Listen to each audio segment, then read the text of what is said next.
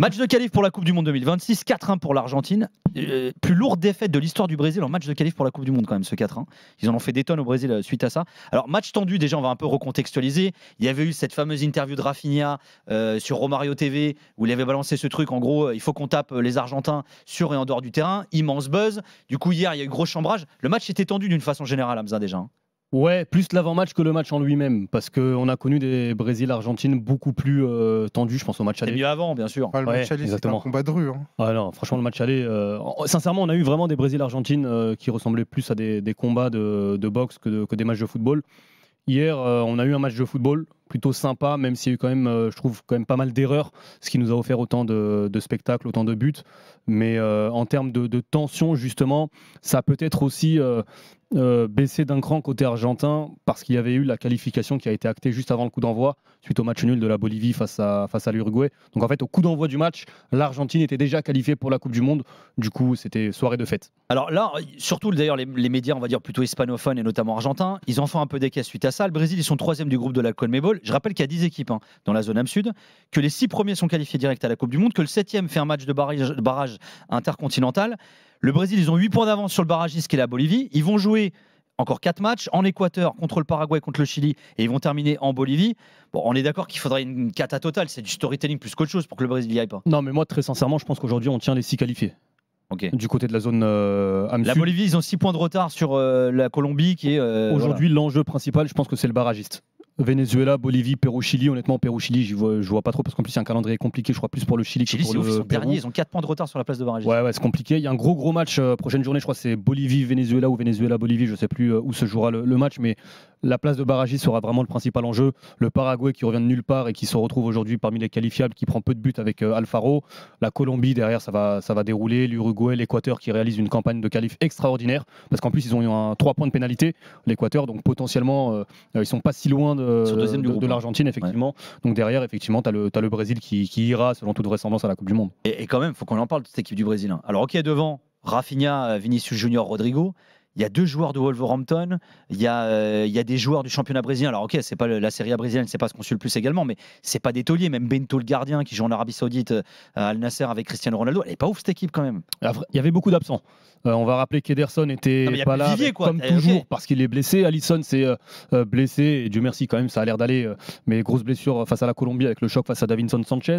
Tu as Gabriel, le défenseur central d'Arsenal, qui était suspendu. Bruno Guimaraes, milieu de terrain, qui était suspendu. Tu as Gerson, qui est aujourd'hui titulaire en sélection, qui joue à Flamengo, qui était blessé, qui s'est blessé justement face à la Colombie.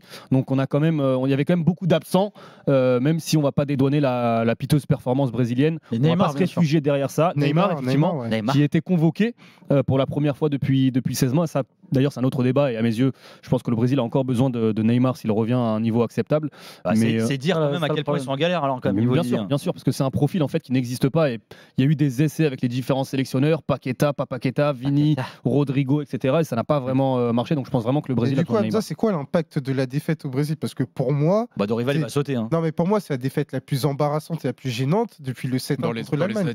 Oui, peut-être, ouais. Ouais, c'est ça. Peut-être, effectivement, depuis le match face à l'Allemagne, c'est vrai que j'y avais pas pensé, mais c'est vrai que c'est une grosse. Dorival, il a les oreilles qui saignent ce matin. Ouais, non, mais bien sûr. Là, la réaction des joueurs hier en après-match, Vinicius Junior notamment, même Marquinhos. C'est ça, surtout. Et en fait, les médias brésiliens aujourd'hui, manifestement, c'est acté que Dorival ne sera plus le sélectionneur. Il y a une réunion avec de la CBF, donc la fédération, dans les prochains jours. On parle déjà, il y a plusieurs noms qui sortent parmi les médias. Il y a Abel Ferreira, forcément, du côté de Palmeiras. C'est le nom qui à chaque fois revient. Si Luis Campos, il est au PSG dans 5 ans, il sera là. Mais je suis même pas sûr que lui soit intéressé par la sélection, parce que c'est un entraîneur de projet, et on le voit avec Palmeiras qu'il a emmené justement avec les Copa Libertadores gagnés. Tu as Luis Felipe, l'ancien défenseur de l'Atlético de Madrid, ça fait à peine 6 mois qu'il entraîne une équipe première, en l'occurrence celle de Flamengo. Aujourd'hui, son nom est déjà associé à la sélection brésilienne, et en fait, on en arrive aussi à la difficulté, je trouve, du football brésilien, c'est que contrairement aux voisins justement argentins, on ne forme pas d'entraîneurs. Du côté du Brésil. Si tu prends par exemple la liste des 10 sélections, il y en a 8 qui sont argentins. Après, il y a beaucoup d'entraîneurs étrangers, il y a beaucoup de Portugais d'ailleurs depuis 2-3 ans, depuis Jorge Jesus. Jorge Jesus qui a aussi annoncé, qui fait partie de la liste. Il y a un blast qui revient, c'est Carlo Ancelotti encore aussi. Ouais. Oui, mais je trouve ça dingue qu'on soit encore du côté de plus des médias. Alors je ne sais pas s'il y aura de nouveau un contact ou pas pris avec Carlo Ancelotti, si on va de nouveau le sonder peut-être pour après la Coupe du Monde des clubs. Mais justement, à cause de la volonté de tout prioriser, de tout mettre sur Carlo Ancelotti à l'époque, le Brésil aujourd'hui a perdu 2 ans. Ouais. Et d'ailleurs, en 2 ans, ils ont fait 4 sélectionneurs. Hein. Si on met les intérimaires, il y a eu Cheat qui était parti, Menezes, Ramon Menezes, Fernando Diniz et maintenant Dorival Junior également. C'est fou l'instabilité. Et il y a une stat qui est dingue que j'ai vu passer tout à l'heure. Le Brésil, en 2 ans, donc post-Coupe du Monde 2022, donc depuis début 2023, a pris plus de buts en 2 ans qu'en 6 ans avec Tite. Ouais. Et alors, donc tu étais au com du match, pour ceux qui ne l'ont pas vu, parce que c'est quand même tard.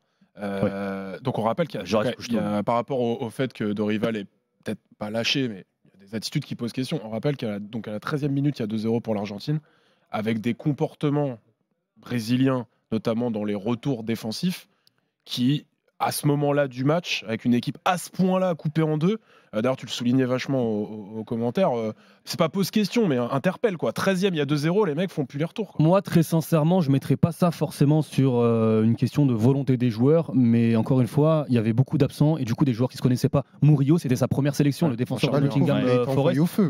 Franchement, il a fait une première période, c'est terrible. Hein. Première sélection, tu joues en Argentine, mais exact, bravo. Mais ça a été une première période compliquée. Il est sorti à la pause.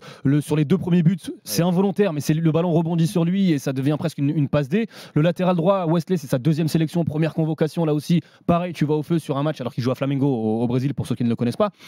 Tu vas au feu quand tu es titulaire comme ça en Argentine. Donc il y avait quand même beaucoup d'absents. André, titulaire pareil au milieu de terrain. Donc c'est compliqué, je trouve, d'en vouloir, notamment au socle défensif. Individuellement, devant, il y a des choses à dire, mais derrière, malgré les difficultés, je ne mettrais pas forcément l'accent sur le 2e but, parce que c'est il y a quoi 33 passes Argentine, donc une action de fou avant que 33 passes selon les policiers, 37 selon les manifestants. Exactement. Non, mais ça part avant Dibou, même Couti Romero à droite, Dibou, et ça termine de l'autre côté. Donc l'action elle est incroyable, même si au dernier moment il y a une petite déviation, ça aurait pu s'arrêter là, mais là-dessus les 4 devant, même Rodrigo fait un peu le retour. Il y avait l'équipe qui a fait un article justement sur ce 2e but. Les offensifs brésiliens sont hors cadre à ce moment-là au niveau de la réalisation, parce que sur une séquence de possession longue argentine, tu as quand même le Brésil qui est sans un pressing dingue, voire sans pressing du tout, y a pas de pressing. Coupé en 2 de fou. Mais c'est ça, en fait c'est le bloc équipe qui n'y est pas, ça veut dire que initiative individuelle, les offensifs brésiliens essayent d'aller tenter un quelconque pressing, sauf que derrière ça suit pas. Du coup, à partir du moment où après une dizaine de passes, les Argentins éliminent ce rideau, tu as 4 joueurs éliminés et derrière ça avance très vite. Alors on a parlé du Brésil, on va évoquer l'Argentine. Avis tranché Delton. On doit faire fi de tous les égos, et on va le faire parce que le plus important, c'est Nantes qui reste en Liga. Voilà. Alors pour toi, Elton, la prochaine Coupe du Monde, elle est pliée, ce sera l'Argentine. J'ai quand même mis une petite nuance. Non, commence pas. Allez, le mec n'assume pas. On dirait Walid Acharchour. La nuance, c'est la qualification au nom de la République démocratique du Congo. Ça, c'est vrai. Voilà. Ah oui, c'est vrai. Bien sûr. Vrai que parce que Chancel Bemba qui adore. Il faut dire ce qu'il y a d'ailleurs. Non, mais si un quart de finale Argentine-République démocratique du Congo, je suis obligé de reconsidérer ma position. Ah ouais, à ce moment-là. Ah bah ouais, à ce moment-là, oui. D'accord. Ah oui, parce que moi j'ai dit il y a un projet Pasadena 2026. Enfin, New Jersey 2026. Ouais, c'est vraiment balèze dans les géos. Vraiment, il y a un truc qui se passe. Et tu sais qu'au collège, mon surnom c'était l'Atlas. Ah ouais? Ouais, parce que je retenais toutes les capitales et toutes les villes. Incroyable ça. C'était quoi ton surnom au collège, toi? Oula, moi j'étais pas populaire, pas assez pour J'étais pas au collège. L'autre ou le mec là-bas. L'autre là. Jimmy, t'avais un surnom au collège? Non, pas spécialement. Non.